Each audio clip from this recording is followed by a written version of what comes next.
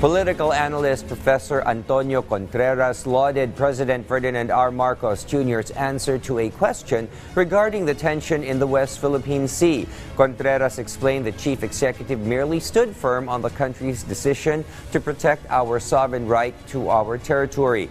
Also, he urged Filipinos to unite and support the leader of the land, adding we should set aside political colors and not be divided and always prioritize the nation's interest above anything else. Lungkot ako pag nakakabasa ako ng mga komentaryo. Nasalip na makita nilang ito ay pagsasalita o pananalita ng isang pangulo na gustong ipagtanggol ang ating bayan. Nakikita nila ito na naman sa pananaw na siya isang warmonger, mendicant sa Amerika, hinahayaan na naman na tayo ay maging tuta ng Amerika. Ganun naman ang mga pananaw. Itong ginawang ito ng Pangulo sa Singapore, isang makinang at matinding ebidensya na ang kanyang sinabi ay para sa soberenya ng bayan.